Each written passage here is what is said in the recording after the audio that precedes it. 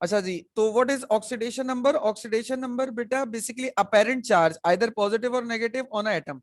किसी भी एटम पर हम कहते हैं कि पॉजिटिव चार्ज होता है या नेगेटिव चार्ज होता है। तो ये जो पॉजिटिव और नेगेटिव चार्ज अपेयर हो रहा है, इस चार्ज का जो भी नंबर है, ये वैल्यू विद पॉजिटिव और नेगेटिव साइन, नो इसका मतलब कोई मसला नहीं है, इसको हम कहते हैं ऑक्सीडेशन नंबर। ठीक है, बात समझ में आ गई? Oxidation number. Yes sir.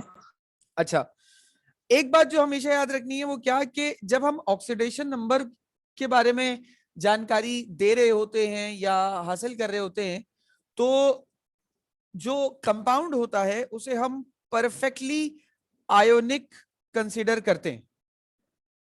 मतलब हम ये मानते हैं कि कंपाउंड इज 100% आयोनिक।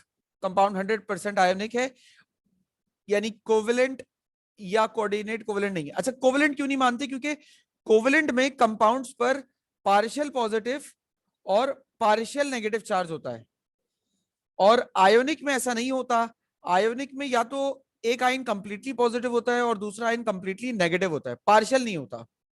तो ऑक्सीडेशन नंबर पार्शियल के ऊपर बताना जरा मुश्किल हो जाएगा, इसलिए यहां पर हम कंसीडर कर लेते हैं कि सारे कंपाउंड आयोनिक है। जैसे HCl एक कंपाउंड है कोवेलेंट, लेकिन हम ऑक्सीडेशन नंबर बताते हुए इसे कोवेलेंट नहीं मानते, इसे आयोनिक मान लेते हैं। कैसे? हम हाइड्रोजन के ऊपर बोलते हैं पूरा पूरा +1 चार्ज है, और क्लोरीन पे बोलते हैं पूरा पूरा -1 चार्ज है, जबकि ऐसा असली में नहीं होता। असली में हाइड्रोजन पर पार्शियल पॉजिटिव और क्लोरीन पर पार्शियल नेगेटिव होता है। ये बात समझ गए बेटा? Yes sir. Yes sir. तो ये है ऑक्सीडेशन नंबर। अब इसकी कुछ और मजीद कंसिडरेशंस हैं, उनको देख लो। ऑक्सीडेशन नंबर एलिमेंट्स का मालूम कैसे किया जाता है? पास्ट पेपर्स की जो असाइनमेंट है उसमें एलिमेंट्स के ऑक्सीडेशन नंबर भी आपको निकालने हैं। तो ये पॉइंट्स आपको बेसिकली याद रखने हैं, क्योंकि ये पॉइंट्स ऑक्सीडेशन नंबर मालूम करने के। किसी भी एलिमेंट का जो ऑक्सीडेशन नंबर होता है, न्यूट्रल एलिमेंट का, वो 0 होता है। जब हम न्यूट्रल कह रहे हैं तो ऑब्वियसली उसके ऊपर कोई चार्ज तो होने से रहा। ऑक्सीडेशन नंबर्स का जो सम होता है, पॉजिटिव और नेगेटिव ऑक्सीडेशन नंबर्स का जो सम होता है, वो हमेशा 0 के बराबर होता है। क्या मतलब? यानी कि जैसे अगर NaCl है, NaCl में जितना पॉजिटिव होगा उतना ही नेगेटिव होगा। कैल्शियम क्लोराइड है, अब कैल्शियम +2 होता है, तो बराबर करने के लिए नेगेटिव भी 2 होगा। दूसरा पॉइंट ये कह रहा है कि जितना पॉजिटिव होगा उतना नेगेटिव होगा, कभी भी इनइक्वालिटी नहीं हो सकती। क्लियर है ये वाली बात? Yes sir. Yes sir. अच्छा, ऐसा आयन जो पॉलीएटॉमिक हो, यानी कि एक तो आयन ये है, एक आयन ये है सोडियम पॉजिटिव क्लोरीन नेगेटिव, एक ही आयन है, एक ही एटम है इसमें। कुछ ऐसे भी आयन्स होते हैं जिसमें एक से ज्यादा आयन्स होते हैं, जैसे एटम्स होते हैं SO4 -2, CO3 -2, इसी तरीके से MnO4 नेगेटिव, ये पॉलीएटॉमिक आयन कहलाता है। इसमें जो चार्जेस का मैथमेटिकल सम होता है वो हमेशा ओवरऑल चार्ज के बराबर होता है। मतलब MnO4 के ऊपर होल चार्ज क्या है? -1 है ना, तो हम इसको इस तरीके से लिखेंगे, इज इक्वल टू -1। ये बचा हुआ चार्ज है, ये बाहर रखो। अब MnO4 का चार्ज यहां पर आ जाएगा, जैसे Mn का चार्ज यहां पर +7 है, और ऑक्सीजन के एक एटम पर -2 होता है, 4 एटम पर टोटल मिलाकर -8 हो जाएगा। अब इनको जब मैथमेटिकली सॉल्व करोगे तो ये भी -1 बनेगा, ये भी -1 आएगा। ये बात समझ में आ गई? जी सर। Yes sir. अच्छा, हाइड्रोजन का ऑक्सीडेशन नंबर +1 होता है जब वो नॉन मेटल्स के साथ मिलता है, और जब हाइड्रोजन मेटल्स के साथ मिलता है तो उसका ऑक्सीडेशन नंबर -1 होता है। जैसे HCl में हाइड्रोजन +1 है और NaH में हाइड्रोजन -1 है, ये याद रखना। ऑक्सीजन का oxidation number, normal oxidation number -2 होता है, लेकिन अगर पर ऑक्साइड होता है तो ऑक्सीजन का ऑक्सीडेशन नंबर -1 हो जाता है। ठीक है, ये याद रखने की बात है।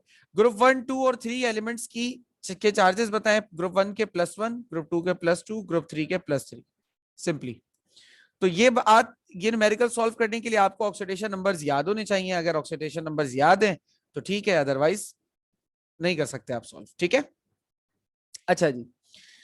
अब अगला कॉन्सेप्ट आपके पास क्या है बेटा? अगला कॉन्सेप्ट है आपके पास इंडिकेटर। तो what is indicator? Indicator is a organic substance which change colour और as pH of the solution changes. पहले पीएच पढ़ लेते हैं, फिर इंडिकेटर पे आ जाते हैं, तो बेहतर होगा, थोड़ा समझ में आ जाएगा आपको। ये देखो pH क्या है बेटा?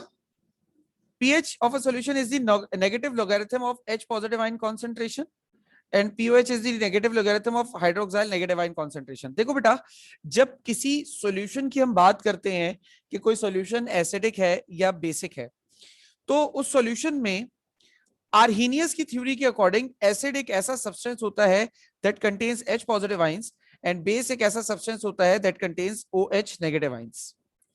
तो अगर मेरे पास कोई सॉल्यूशन एसिडिक है फॉर एग्जांपल, तो उसके अंदर H पॉजिटिव आयंस होंगे, और अगर मेरे पास कोई सॉल्यूशन बेसिक है तो उसके अंदर OH नेगेटिव आयंस होंगे. ठीक है. अच्छा, अब मैं आपसे जो पूछना चाह रहा हूं, देखो अब एसिडिक सॉल्यूशन है, उसमें H पॉजिटिव आयंस हैं. अगर किसी तरह मुझे इन H पॉजिटिव आयंस की तादाद पता चल जाए तो मैं pH मालूम कर लूंगा, और उस pH की मदद से मुझे पता चल जाएगा कि वो जो सॉल्यूशन है वो कितना ज्यादा एसिडिक है, बहुत ज्यादा स्ट्रॉन्ग एसिड है, बहुत वीक एसिड है, या मॉडरेट एसिड है. बात समझ में आ गई? जी सर. एक मिनट बेटा वेट कीजिएगा सर.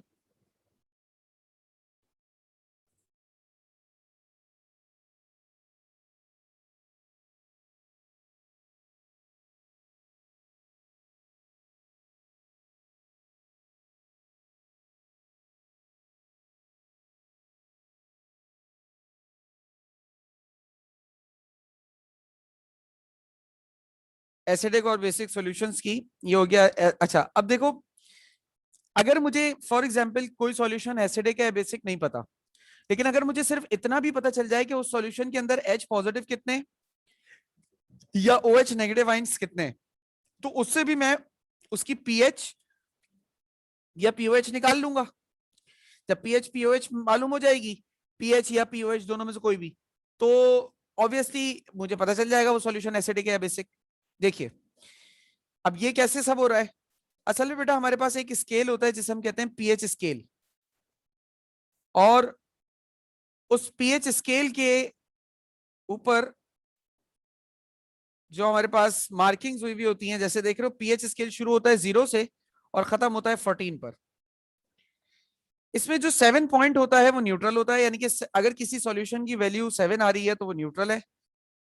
अच्छा, 0 से लेके 7 के बीच में जितनी भी वैल्यू है वो सारी एसिडिक है, और 7 से लेके 14 के बीच में जितनी भी वैल्यू है सारी बेसिक है. अच्छा, एक चीज याद रहे, जैसे हमारे पास नंबर लाइन होती है ना, नंबर लाइन में अगर सेंटर में 0 है तो 0 से राइट साइड पे जितना दूर जाओगे 1 2 3 4, या लेफ्ट साइड पे जितना दूर जाओगे मैग्नीट्यूड ऑफ नंबर बड़ा होगा. बेसिकली -1 -2 -3 -3 ज्यादा छोटा है, लेकिन मैग्नीट्यूड ऑफ नंबर यानी नंबर की वैल्यू जो है वो बढ़ रही है. यानी न्यूट्रल पॉइंट से जितना दूर होगे कोई चीज उतनी ज्यादा बढ़ती जाएगी. तो अगर मेरे पास 7 न्यूट्रल पॉइंट है और 7 से दूर जा रहा हूं, यानी कि एसिडिक रीजन में अगर मैं 0 के करीब जाऊंगा तो मेरे पास स्ट्रॉन्ग एसिड होगा, और बेसिक रीजन में अगर मैं दूर जा रहा हूं तो मेरे पास स्ट्रॉन्ग बेस होगा. और अगर मैं 7 के करीब हूं, यानी कि कोई सॉल्यूशन जिसकी वैल्यू यहां पर आ रही है pH की, तो वो वीक एसिड होगा, और कोई सॉल्यूशन जिसकी pH की वैल्यू यहां आ रही है वो वीक बेस होगा. समझ गए ये वाली बात बेटा? जी सर. जी सर. इसमें कोई सवाल या कंफ्यूजन तो नहीं है किसी को? No sir. ओके. अच्छा, अब मैं इंडिकेटर समझा रहा था और मजबूरन मुझे यहां ना पड़ा था. इंडिकेटर क्या होता है बेटा? एसिड बेस टाइट्रेशन में ये बहुत सारे ऐसे रिएक्शंस होते हैं हमारे पास जिसमें हमारे पास कोई ऐसे मतलब सलाहियत, कोई ऐसी चीज नहीं होती कि जिससे रिएक्शन कंप्लीट हुआ या नहीं हुआ इस बारे में हमें जानकारी हासिल हो सके. तो indicator is basically a type of substance that can indicate the end point of any reaction. क्या मतलब? देखो, कोई भी रिएक्शन जब कंप्लीट होता है तो उस रिएक्शन के कंप्लीट होने का एंड पॉइंट जो है ना, कि भाई ये रिएक्शन कंप्लीट हो गया, प्रोडक्ट आपके पास बन गया, प्रोडक्ट आपके पास ऑब्टेन हो गया, तो वो एंड पॉइंट जो है ना वो बेसिकली इंडिकेटर शो करता है. जैसे आप लोग अगर अपने कॉलेजेस गए हो और आप लोगों ने वहां पर टाइट्रेशन के प्रैक्टिकल्स किए हो, तो आप लोगों ने कहीं इंडिकेटर यूज किया फिनोफ्थलीन, कहीं इंडिकेटर यूज किया मिथाइल ऑरेंज, ठीक है, तो उस इंडिकेटर का दरअसल काम क्या था कि जिस वक्त रिएक्शन कंप्लीट हो रहा था ना, फिनोल्फथालीन लाइट सा पिंक कलर दे रहा था और मिथाइल ऑरेंज जो है वो लाइट सा जो है वो जैसे कह सकते हैं रेडिश सा कलर दे रहा था। ठीक, याद आ रही है बात? Yes, sir. कॉलेजेस में प्रैक्टिकल किए हैं। तो बस इसको इंडिकेटर कहते हैं। इंडिकेटर बेसिकली किस प्रिंसिपल पे काम करते हैं वो मैं भी आपको समझा रहा हूं। इंडिकेटर्स बेसिकली एक खास प्रिंसिपल पे काम करते हैं। कुछ इंडिकेटर ऐसे होते हैं जो एसिड के साथ रिएक्शन करके कलर शो करते हैं, कुछ इंडिकेटर ऐसे होते हैं जो बेस के साथ रिएक्शन करके कलर शो करते हैं। और जो चीज हम ब्यूरिट से गिरा रहे होते हैं ना कॉनिकल फ्लास्क में, वो चीज के ऊपर हमारे पास इंडिकेटर डिपेंड करता है। अगर हमारे पास ब्यूरिट में बेस है तो कॉनिकल फ्लास्क में इंडिकेटर हम फिनोल्फथालीन लेते हैं, लेकिन अगर ब्यूरिट में हमारे पास एसिड है तो हम कॉनिकल फ्लास्क में जो इंडिकेटर लेते हैं वो मिथाइल ऑरेंज है। यानी कि फिनोल्फथालीन बेस को इंडिकेट कराता है और मिथाइल ऑरेंज एसिड को इंडिकेट कराता है। अब देखो यहां पर लिटमस पेपर, इससे तो वैसे भी आप लोग हम आहंग हो गए, 9 क्लास में भी देखा होगा। एसिड में रेड कलर देता है और बेस में ब्लू कलर देता है। न्यूट्रल होता है तो पर्पल कलर का इसका कलर होता है। मिथाइल ऑरेंज की बात करें तो एसिड अगर होगा मतलब एसिडिक मीडियम में उसका कलर रेड होगा, बेसिक मीडियम में येलो होगा और न्यूट्रल मीडियम में ऑरेंज होगा। ठीक, फिनोल्फथालीन एसिड में कोई कलर नहीं होता, कलरलेस है, लेकिन जैसे ही बेस में आता है वैसे इसका कलर पिंक हो जाता है और न्यूट्रल में इसका कलर कलरलेस रहता है। एक और यूनिवर्सल इंडिकेटर मुख्तलिफ चीजों से मिलाकर बनाया जाता है, उसके अंदर वो यूनिवर्सल इंडिकेटर एसिड में रेड कलर, बेस में पर्पल और न्यूट्रल सॉल्यूशन में ग्रीन कलर देता है। Is that clear? Yes, sir. Yes sir. कोई सवाल, कोई कंफ्यूजन बेटा? सर No, ये sir. जो फिनोल्फथालीन है वो दो में कलरलेस है, तो मतलब हमें कैसे पता चलेगा कि ये बेटा तो न्यूट्रल है या एसिड? हम इसको यूज ही बेस में करते हैं ना, सिर्फ हम इसको एसिड या न्यूट्रल सॉल्यूशन में यूज ही नहीं करते। मतलब हमें पता है कि भाई ये अगर कोई न्यूट्रल सॉल्यूशन या एसिड है, एसिडिक सॉल्यूशन है, तो उसमें इसका तो कोई कलर ही नहीं है, तो हम उसको वहां पे ऐड ही नहीं करते। समझ गई? ओके सर जी। कोई सवाल बेटा और किसी का?